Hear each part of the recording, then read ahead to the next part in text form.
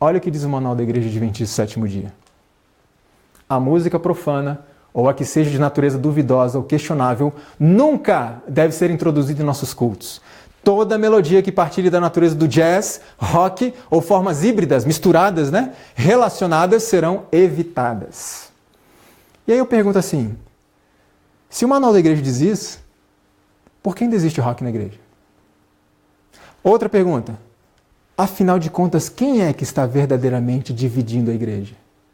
Aqueles que pregam o princípio ou aqueles que ignoram o princípio? Quem é que está causando a divisão da igreja? Agora tem um outro documento chamado Filosofia Adventista em relação à música. Esse é o site oficial da Divisão Sul-Americana. E diz assim, em relação à música adventista: não segue tendências populares que abrem a mente para pensamentos impuros, que levam a comportamentos pecaminosos ou que destroem a apreciação pelo que é santo e puro. E o documento continua dizendo em relação ao músico: o músico adventista evita o uso de tonalidades estridentes, outras distorções da voz, bem como o estilo dos cantores populares. Isso é documento oficial da igreja. Esse é o pensamento da igreja. O que pensa a respeito o nosso presidente mundial, pastor Ted Wilson?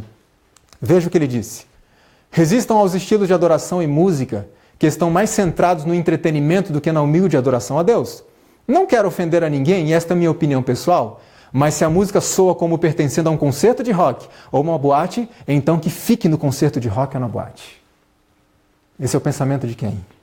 Do nosso presidente, que está devidamente fundamentado no manual da igreja, nas instruções bíblicas do Espírito de Profecia. Agora veja que interessante esse livro.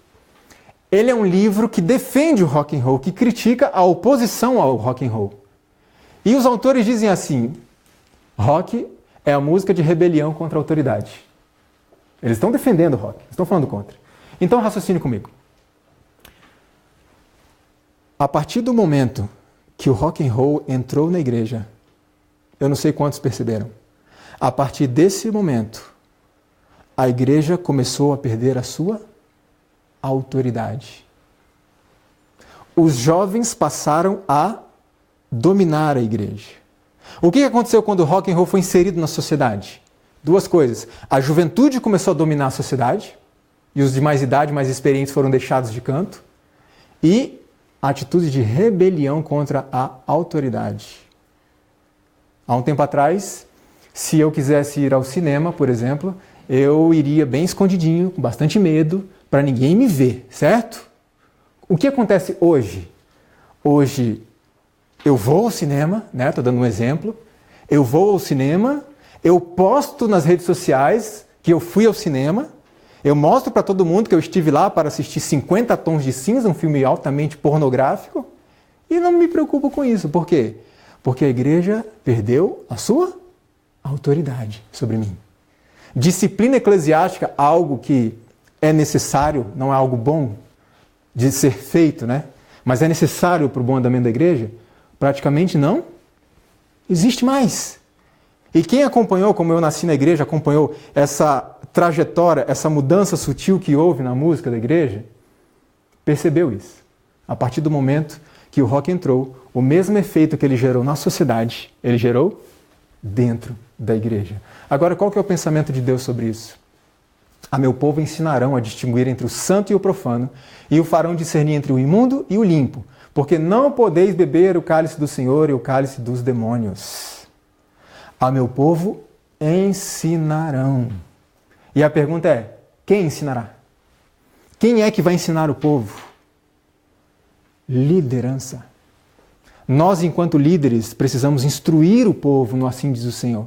O povo tem que também buscar por si mesmo? Tem. Mas Deus instituiu pessoas para fazer o quê? Duas coisas. Instruir o povo e proteger os princípios da igreja. Senão não precisava de líder. A igreja faria o que quisesse. Então, o povo tem que ser instruído nesse aspecto. Veja só o que diz em profecia. Preste atenção porque isso é um texto forte. Deus pronunciou uma maldição sobre aqueles que não fazem diferença entre as coisas comuns e as coisas santas. Deus requer hoje de seu povo uma diferença tão grande, não uma diferençazinha sutil, do mundo, como exigia de Israel antigamente. Significa assim, diferença tão grande. Significa que a nossa música tem que ser absolutamente diferente da música do mundo. Não pode ser assim, sutilzinho. É diferente, muito diferente. Olha esse outro texto. A associação com as coisas do mundo no setor musical. Foi bem direta e específica.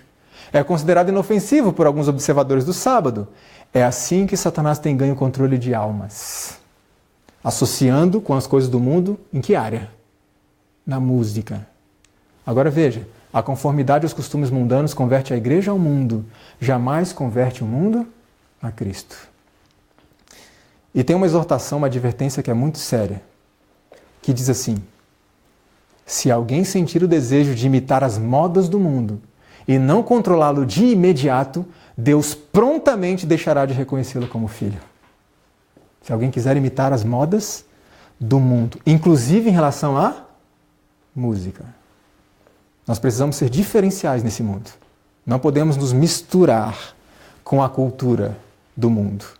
Dentro desse contexto, dessa mistura, está aquele estilo que ficou conhecido como música gospel. Para eu entender o que é música gospel, eu precisava de uma definição, mas não podia ser uma definição de crente, vamos dizer assim. Eu precisava de algo secular, que não tivesse nenhum apego à religião. Eu fui buscar no portal R7 e olha a definição de gospel que eu achei ali.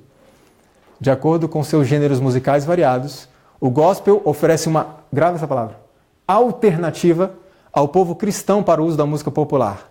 A música gospel é escrita e executada por muitos motivos, incluindo entretenimento para o mercado comercial. Então veja, em resumo, o gospel hoje é um estilo para oferecer uma alternativa aos cristãos para continuarem consumindo as mesmas músicas que consumiam lá fora. Ah, eu gosto de rock, mas eu quero ir para a igreja. Não, venha para a igreja. A gente dá rock para você na igreja. Isso é o gospel. Olha que interessante esse dado. A indústria secular tem encolhido 20% ao ano, ao passo que o gospel cresce 30% ao ano. Já viram aqueles cantores que se convertem? Sai do popular e vai para o gospel? Existem conversões genuínas?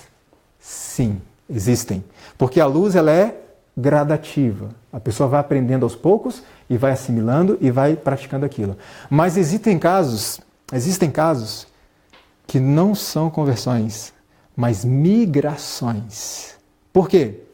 Porque o gospel é hoje o segundo gênero mais consumido no Brasil. Só perde para o... Todo mundo pensou rock, não foi? Não, já passou o rock. Só perde para o sertanejo. Então, em muitos casos, não todos, não há uma conversão, há uma migração para um estilo mais rentável. E a gente tem que pensar, já que o gospel tem crescido tanto, significa de duas uma. Ou Deus se tornou popular. Deus é popular? Eu digo Deus, Deus como Ele é, o Deus integral que nós conhecemos. Deus é popular? Não é muito popular. Agora veja, ou Deus se tornou muito popular, ou o que é muito popular se tornou um Deus. Agora veja que interessante essa advertência para os jovens. Solenes responsabilidades repousam sobre os jovens, as quais consideram levianamente. A introdução de música em seus lares, em vez de incitá-los à santidade e espiritualidade, tem sido um meio para desviar-lhes a mente da verdade. Canções frívolas e peças de música popular parecem compatíveis com seus gostos. Tá claro isso, né? Tá claro para nós isso.